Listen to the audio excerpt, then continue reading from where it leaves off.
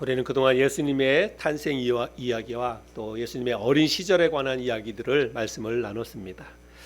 누가복음의 저자인 이 누가는 자신이 믿고 따르는 예수 그리스도를 어떻게 하면 사람들에게 잘 가르칠 수 있을까, 전달할 수 있을까라고 하는 생각을 가지고 성경을 기록했는데요.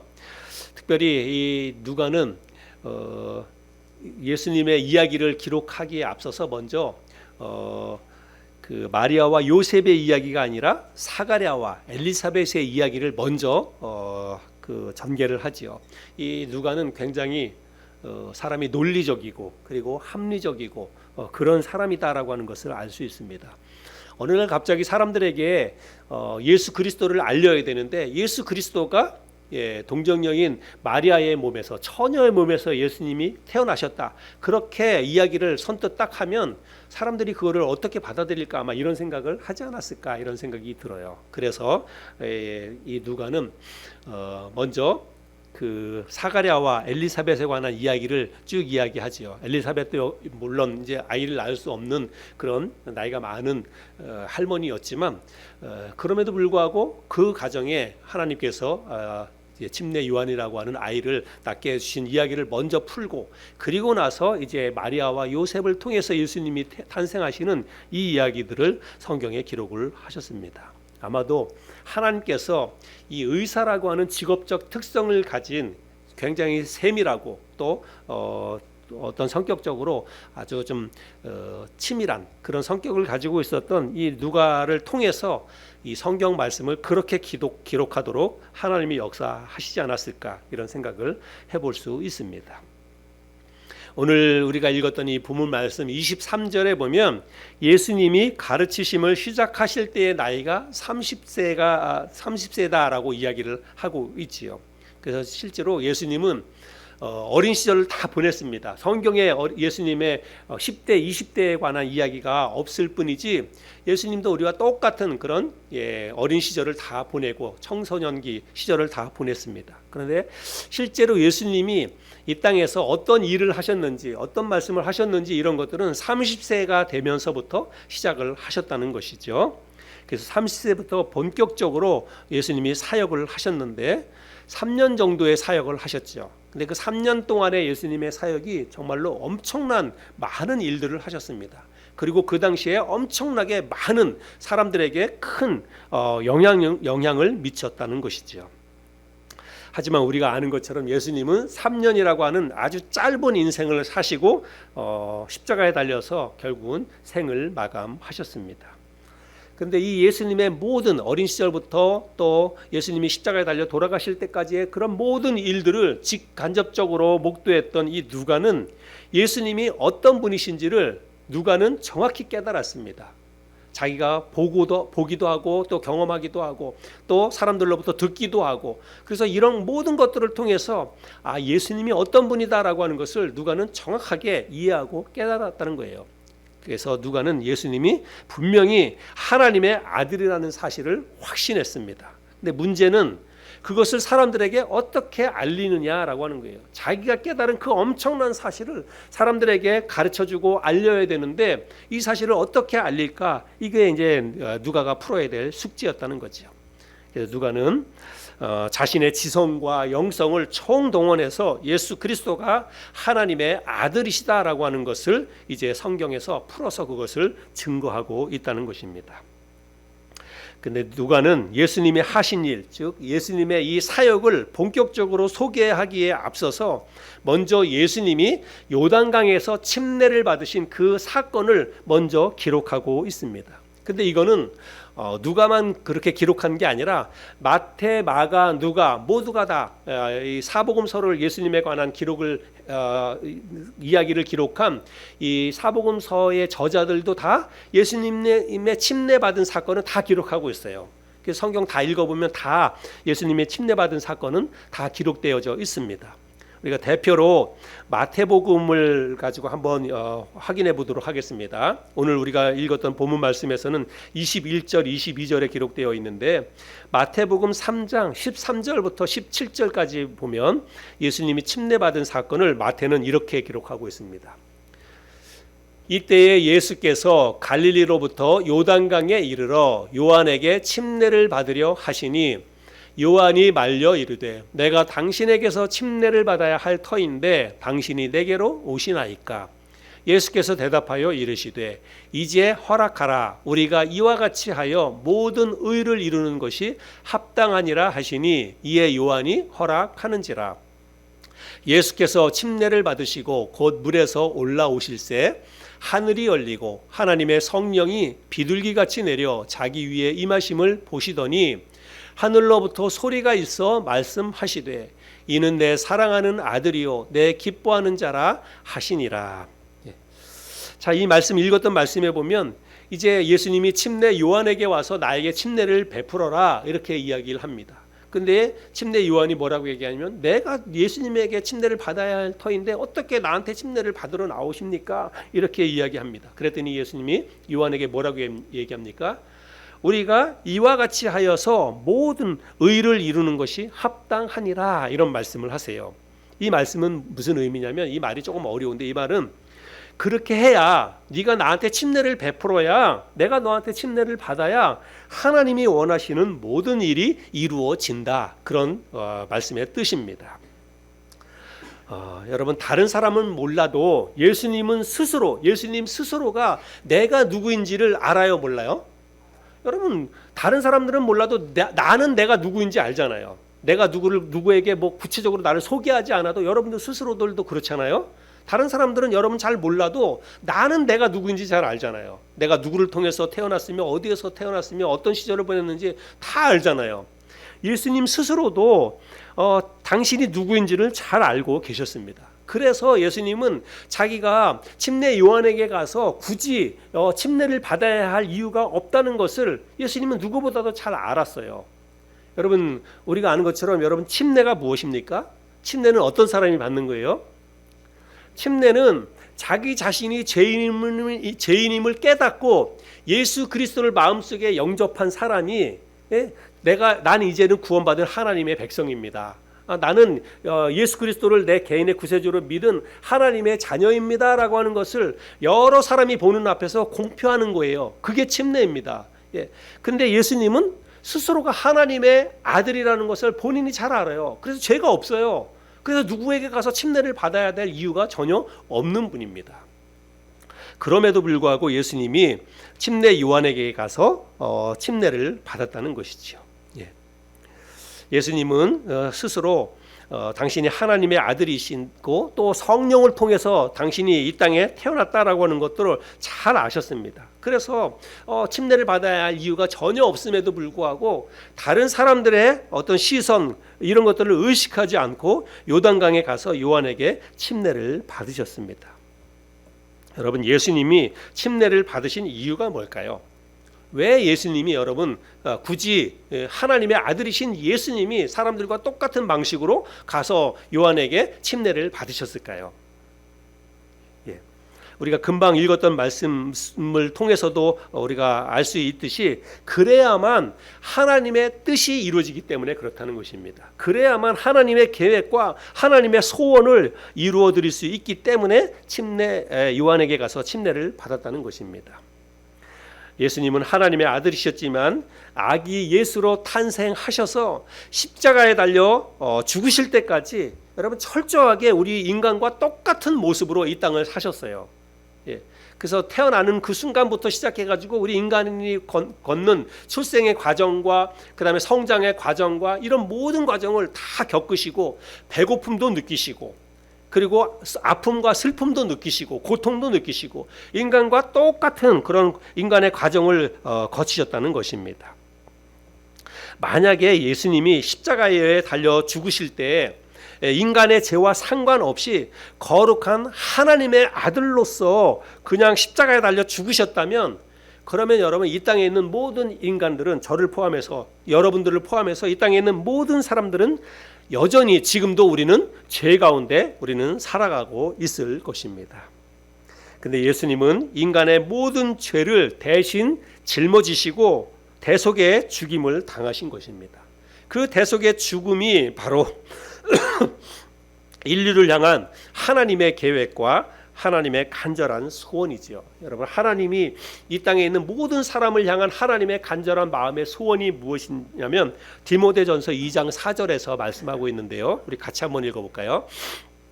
디모데전서 2장 4절 같이 읽겠습니다. 시작. 하나님은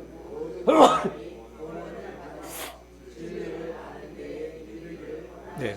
하나님은 모든 사람이 구원을 받으며 진리를 아는 데 이르기를 원하신다. 여러분, 이게 하나님의 소원이에요. 그리고 이 하나님의 소원을 이루기 위해서 당신의 아들 예수 그리스도를 이 땅에 보내주셨습니다. 예수님도 그거를 너무나 잘 알고 있는 거예요. 그래서 그 뜻을 이루기 위해서는 뭘 해야 되냐면 인간들의 죄를 예수님이 대신 다 가지고 대속의 죽음을 십자가에서 죽어야 했다는 것입니다. 그래서 예수님이 인간처럼 죄인의 모습으로 침례도 받으셨다라고 하는 것입니다. 예수님이 침례받은 목적인 바로 거기에 있습니다. 예수님이 침례를 받으실 때 놀라운 일이 벌어지지요. 마태복음 3장 16절 17절 읽었던 말씀인데 또 다시 한번 보겠습니다.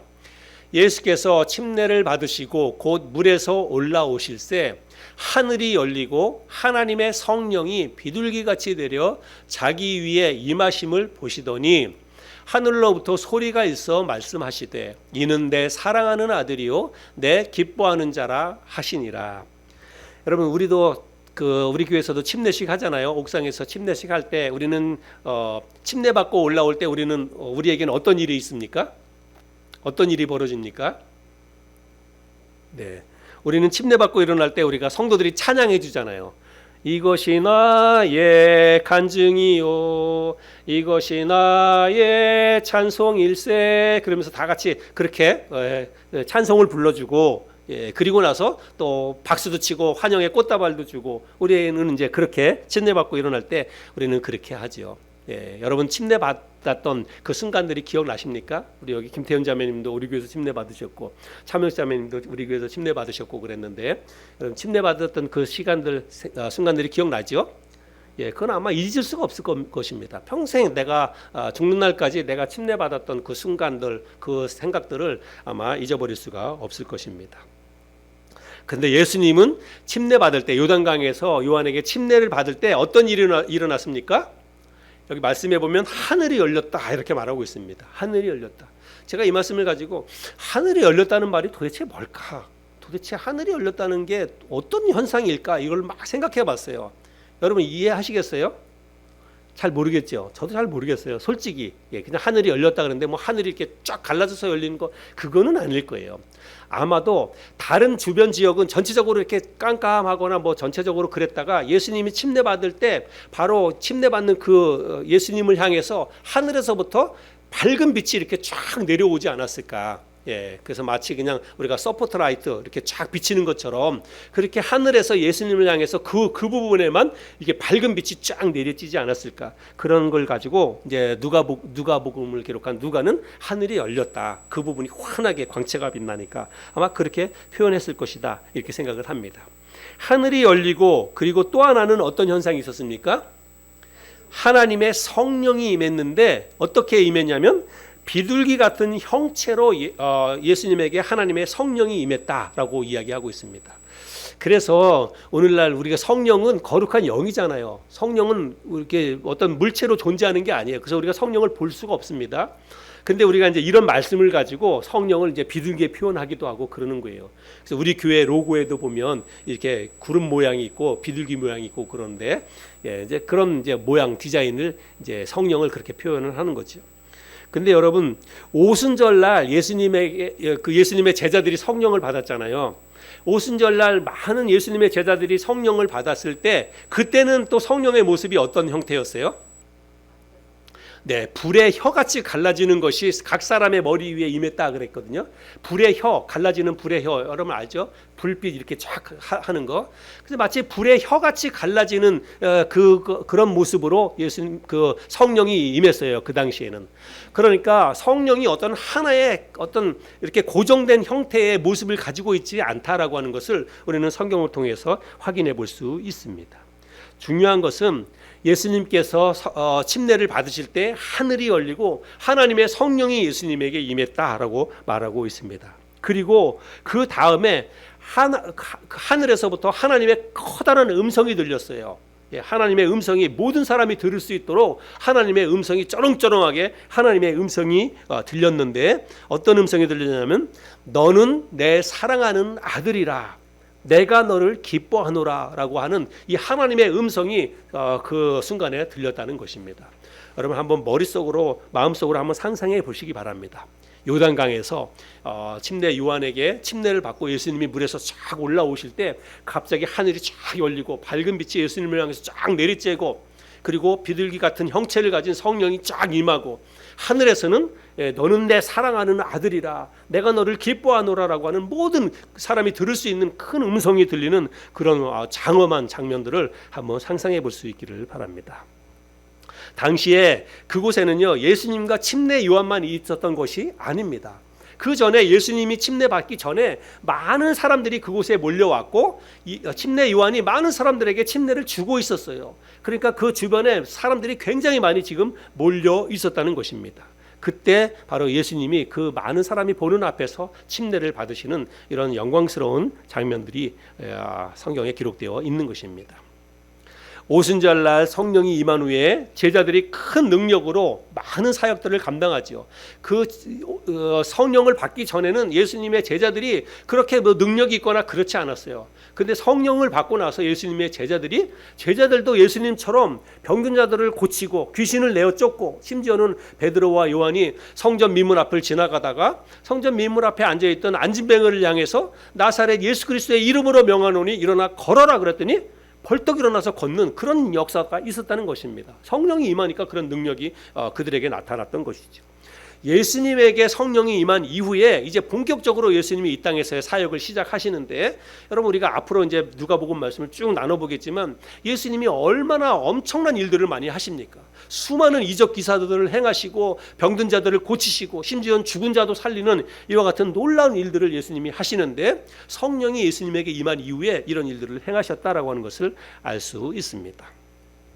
그런데 이제 그런 모든 엄청난 이런 사역들을 행하시기 전에 우리가 다음 주에 살펴보겠지만, 예수님이 이제 공생애를 그 사역하시기 전에 먼저 큰 하나님의 사역을 행하시기 전에 마귀 사탄에게 이끌려서 40일 동안 예수님이 시험을 당하시는 장면이 성경에 기록되어져 있습니다.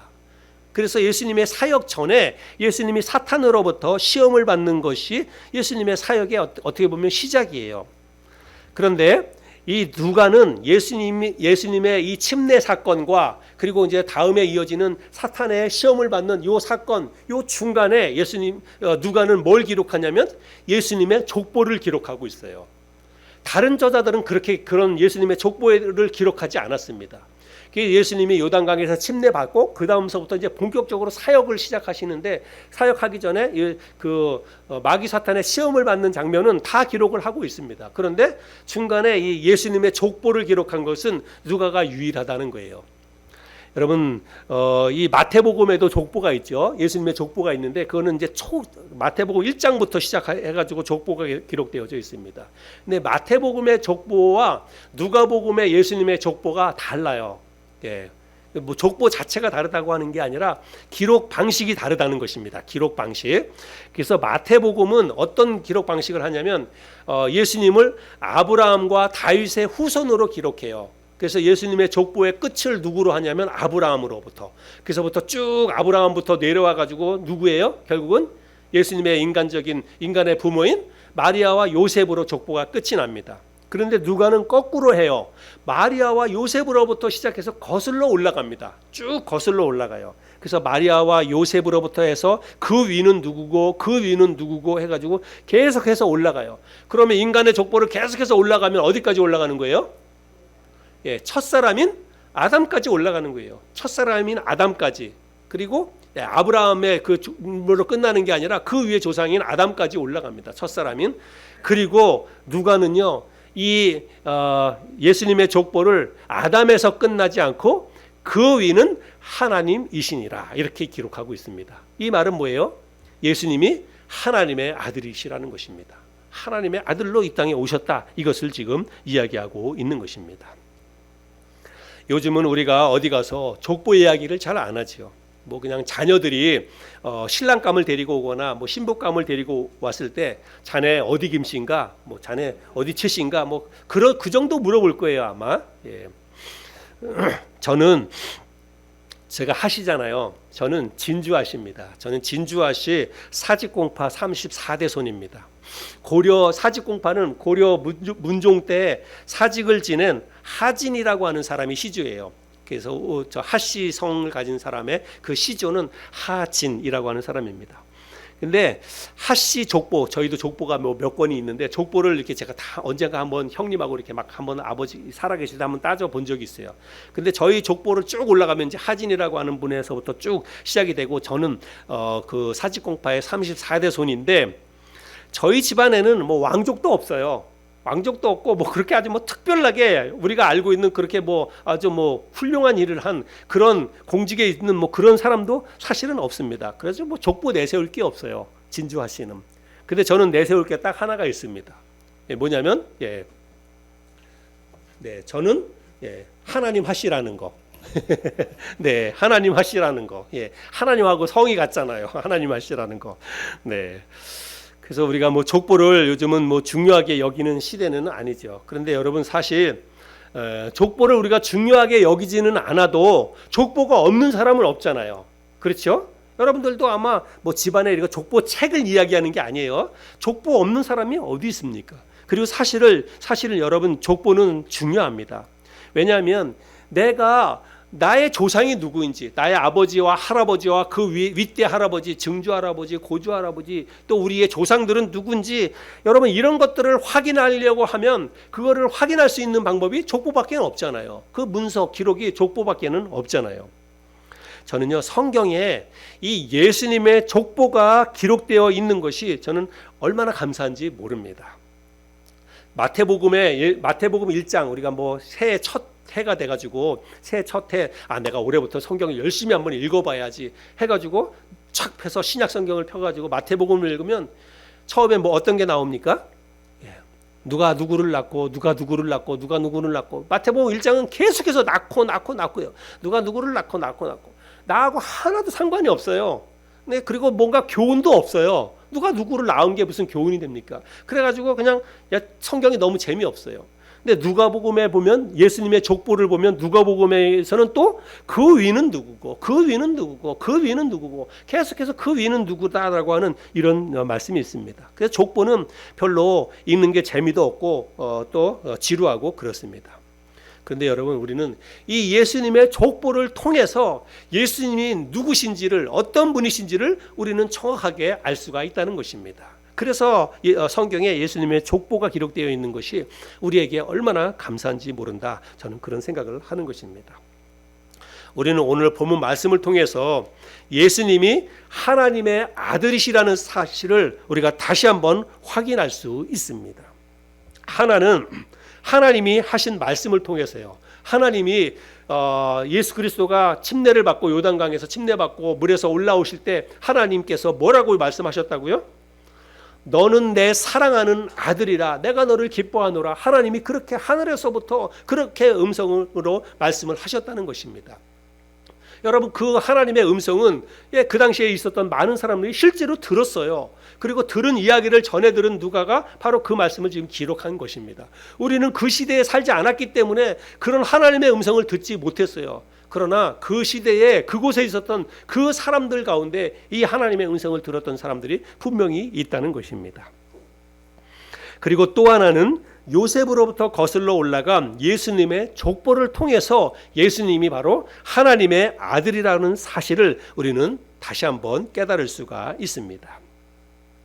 제가 언젠가도 말씀을 드렸다시피 여러분, 우리의 신앙과 나의 삶은 예수 그리스도를 내가 어떻게 알고 있고 내가 예수 그리스도를 어떻게 믿느냐에 따라서 여러분 이게 달라집니다. 여러분, 한 사람 한 사람의 개인의 신앙과 삶이요, 예수 그리스도를 어떻게 알고 있고 어떻게 믿고 있느냐에 따라서 그 사람의 신앙이 달라지고 그 사람의 신앙뿐만이 아니라 인생 전체가 달라집니다. 여러분, 이건 굉장히 중요한 거예요. 진짜로 그렇습니다. 여러분이 예수님을 어떻게 알고 있고 예수님을 어떤 사람으로 어떤 존재로 믿고 있느냐에 따라서 여러분 인생이 달라진다라고 하는 것입니다. 예수 그리스도를 단지 세상 사람들처럼 4대 성인 가운데 한 사람 정도로 내가 알고 있고, 만약에 내가 예수 그리스도를 그 정도의 그 사람으로 세계 4대 성인 정도로만 내가 믿고 있다면 여러분, 그러면 예수님은 여러분의 삶을 절대로 변화시킬 수가 없습니다. 내가 예수를 그렇게 알고 있는 한 예수님은 나의 삶에 그 어떤 영향도 미치지 못해요. 여러분, 소크라테스나 공자나 그런 사람들을 우리가 4대 성인이라고 알고 있잖아요. 그렇게 우리가 믿고 있잖아요. 그러면 그렇게 알고 있고 그렇게 믿고 있는 게 나하고 무슨 상관입니까? 그게 그 소크라테스가 나의 삶에 어떤 영향을 미칩니까? 공자가 나의 삶을 변화시켜 줍니까? 선한 영향력은 받을지 몰라요. 좋은 영향력은 받을지 모릅니다. 그러나 근본적으로 내 인생을 바꾸지는 못한다는 사실입니다. 우리는 예수 그리스도를 하나님의 아들로 알고 믿을 때에 우리의 신앙도 달라지고 내 인생도 달라진다는 것입니다. 여러분, 저는 20대 초반에 제가 예수 그리스도를 내 개인의 구세주로 믿고 받아들인 것은 고등학교 2학년 때인데, 그리고 제가 청년 때 20대 그 초반에 제 인생이 달라졌어요. 예수 믿고. 예수 그리스도가 하나님의 아들이시고 그 하나님의 아들이신 예수 그리스도가 이 땅에 오셔서 내 죄를 위해서 대신 십자가에 달려 돌아가셨다는 사실을 저는 깨달았어요. 말씀을 통해서. 누군가 가르쳐준 이야기가 아니라 하나님의 말씀을 통해서, 예수 그리스도가 내 죄를 위해서 십자가에 달려 죽으셨구나. 그 사실을 내가 마음속에 깨닫고 그 사실을 믿었습니다. 그거를 믿는 그날, 저는 정말로 제가 예수 그리스도를 마음속에 믿기로 결심한 그날부터 제 인생은 달라졌어요. 제가 그날 바로 돌아가서 하나님 앞에 기도하면서 일기를 썼는데, 제가 뭐라고 일기를 썼냐면, 하나님, 오늘 내가 예수 그리스도를 마음속에 영접했습니다. 예수 그리스도가 내 죄를 위해서 십자가에 달려 돌아가셨다니 얼마나 감사한지 모릅니다. 제가 앞으로는 이제부터는 나는 하나님을 어떻게 하면 기쁘시게 하는 삶을 살 수 있을지 제가 그걸 생각하며 살겠습니다. 제가 그렇게 일기에 기록했어요. 고등학교 2학년 때. 그리고 나서 그때부터는 저는 다른 생각이 없었어요. 어떻게 하면 내가 하나님을 기쁘시게 하는 삶을 살까? 그것만을 생각했습니다. 그래서 그것만을 생각하다가 제가 처음에 생각했던 것은 음악을 공부해야 되겠다. 음악을 공부해가지고, 그 당시에는 고등학교 2학년 때였으니까 음악을 공부해가지고, 저는 이제 오케스트라 굉장히 멋있잖아요. 오케스트라 한 사람의 많은 악기를 다루는 사람도 있지만, 저는 오케스트라 그런 거 공연을 볼 때마다 지휘자가 눈에 들어왔어요. 그래서 그 지휘자가 너무 멋있었어요. 그 한 사람의 지휘에 따라서 일사불란하게 모든 악기를 가지고 있는 사람들이 일사불란하게 움직이고 그 음악을 연주하는 게 너무 감동스러웠어요. 그래서 저는 음악을 공부해서 저 오케스트라를 지휘하는 저 지휘자가 되겠다. 그래서 내가 그렇게 멋진 음악을 가지고 하나님의 영광을 드러내는, 사람들에게 하나님을 전하는 그런 일을 해야 되겠다라고 해가지고 음악을 공부하고 싶은 마음이 있었습니다. 그래서 한동안은 이제 음악 공부한다고 화성악도 공부하고 막 그렇게 쫓아다니기도 하고 피아노도 배우고 그랬었습니다. 근데 그러다가 계속해서 말씀을 읽고 묵상하다가 어느 날 갑자기 하나님의 말씀을 읽으면서 이사야 12장에 있는 말씀을 통해서 하나님께서 구원의 우물에서 물을 기르라고 하는, 그리고 그것을 만국의 사람들에게 전하라고 하는 이런 말씀을 제가 묵상하게 되었습니다. 그래서 그 말씀을 내가 계속해서 읽고 묵상하는 가운데, 그래, 궁극적으로 하나님을 기쁘시게 하는 가장 중요하고 가장 큰 일이 뭘까? 목회자가 되어야 되겠다. 목사가 되어야 되겠다. 그래서 그것이 하나님 앞에 가장 하나님의 이름을 드러내고 내가 하나님을 기쁘시게 하는 삶을 사는 방법이다라고 생각을 해서, 그래서 제가 신학교에 입학해서 신학 공부를 하고 목사가 됐습니다. 여러분, 그게 제 나이가 23, 4때 됐던 때 결심이에요. 저는 예수 그리스도가 내 죄를 위해서 십자가에 달려 돌아가신다는 사실을 깨닫고, 그 예수님은 분명히 하나님의 아들이신데, 그 하나님의 아들이신 그 영광스러운 하나님께서 나 같은 사람을 위해서 이 땅에 오셔서 십자가에 달려 대신 돌아가셨다니, 이 사실이 얼마나 저는 마음속에 감사가 됐는지 모릅니다. 그래서 그때부터 제 인생이 달라졌어요. 그래서 저는 지금까지 제 인생이 이런 다른 인생을 살아가고 있습니다. 여러분 저만 그런 게 아니에요. 여러분들은 꼭 뭐 목사가 안 됐다 뿐이지 여러분들의 인생도 여러분들도 예수 그리스도를 마음속에 예수님이 내 죄를 위해서 십자가에 달려 돌아가시고 돌아가셨다는 사실을 깨닫고 여러분 예수님을 영접하셨잖아요. 예수님을 믿으셨잖아요. 여러분에게 그런 믿음이 있죠? 그러니까 오늘 아침에도 여러분 딴 데 안 가고 여기 와서 하나님을 예배하는 거 아닙니까? 누가 뭐 억지로 가라고 해서 억지로 오라고 해가지고 온 게 아니잖아요. 예수님이 좋아서 예수님이 나를 위해서 십자가에 달려 돌아가셨다는 사실을 내가 믿으니까 그래서 오늘도 아침에도 이렇게 와서 예배를 드리는 줄 믿습니다. 여러분 우리가 믿는 그 예수님에 대해서 여러분 확신을 가지시기를 바랍니다. 예수 그리스도는 인간 마리아와 요셉의 아들이 아니라 예수님은 비록 그들의 몸을 통해서 태어났지만 하나님의 아들이십니다. 성경이 그것을 증명하고 있고 오늘 우리가 함께 나누는 이 말씀의 핵심도 예수 그리스도는 하나님의 아들이시라는 거예요. 비록 인간과 똑같은 어떤 과정을 거치고 침례 요한을 통해서 요단강에서 침례도 받으셨지만 침례 받을 때 그 나타났던 현상들을 보세요. 하늘이 열리고 하나님의 성령이 임하고 그리고 하늘로부터 하나님께서 너는 내 사랑하는 아들이라 이런 하나님의 음성이 들리고 여러분 이런 모든 것들이 예수는 하나님의 아들이시라는 것을 증명하고 있습니다. 여러분 내가 믿는 예수님이 하나님이라고 하는 사실에 여러분 확신을 가지시기 바랍니다. 이런 믿음의 확신이 있어야 우리의 신앙생활이 의미가 있는 거예요. 여러분 신앙생활은 단지 종교생활, 종교행위가 아닙니다. 내가 그저 하나님을 믿으면 복을 받겠거니 이런 생각을 가지고 교회 예배당을 왔다 갔다 하는 게 신앙생활이 아니에요. 여러분 여기에 내 인생 전부를 걸어야 되는 것입니다. 예수를 믿는 것에 여러분 삶을 전부 거는 거예요.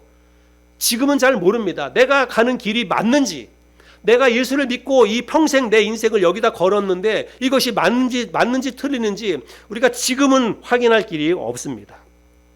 그러나 우리가 믿고 섬기는 예수님은 정말 이 예수님이 하나님의 아들이시라는 사실이 분명히 확증될 날이 올 것입니다. 그리고 분명히 그것이 우리가 눈으로 보는 것처럼 확실하게 모든 사람들에게 그것이 입증될 날이 분명히 올 것입니다. 지금은 우리가 마치 그냥 거울로 보는 것처럼 희미하게 보일지 몰라도 언젠가 예수님이 이 땅에 다시 오시는 그 예수님 재림하시는 그날이 되면 내가 믿고 따랐던 것이 결국은 옳았구나.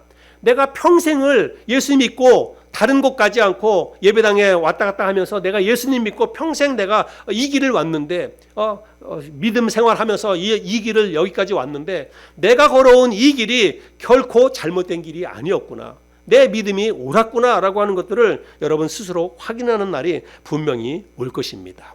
그날까지 흔들림 없이 믿음 안에서 분명한 믿음을 붙잡고 예수 그리스도는 단지 인간 예수가 아니라 하나님의 아들이시라는 것, 이 사실을 여러분 확실히 믿고 그 예수님 붙잡고 믿음 안에서 굳건하게 신앙생활 해 나가는 저와 여러분이 될 수 있기를 바랍니다.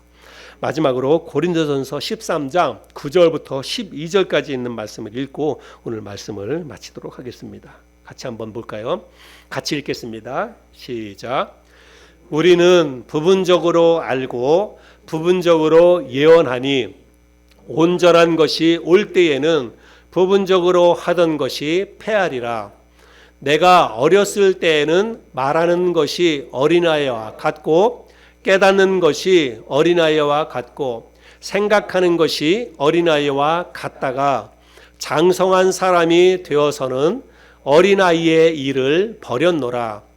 우리가 지금은 거울로 보는 것 같이 희미하나 그때에는 얼굴과 얼굴을 대하여 볼 것이요 지금은 내가 부분적으로 아나 그때에는 주께서 나를 아신 것 같이 내가 온전히 알리라. 여러분 이 말씀에 보면 지금은 우리가 거울을 보는 것처럼 희미하나 그랬는데 지금 우리가 보는 거울을 이야기하는 게 아니에요. 지금 우리가 보는 거울은 또렷하지요. 그죠? 뭐 점 하나까지 다 보이죠. 근데 성경이 기록될 당시에 거울은 그런 거울이 아니에요. 아주 그냥 불투명한 그런 거울입니다. 아주 희미하죠. 그런데 언젠가 때가 되면 분명히 얼굴과 얼굴을 마주대야 하는 것처럼 분명하게 우리가 예수님에 대해서 알 날이 올 것이다. 성경이 그렇게 말하고 있습니다. 여러분 지금은 우리가 내가 걸어가고 있는 이 신앙의 길이 내가 신앙생활하고 있는 이 길이 정말로 옳은지 그른지 내가 확신이 없을 수 있어요.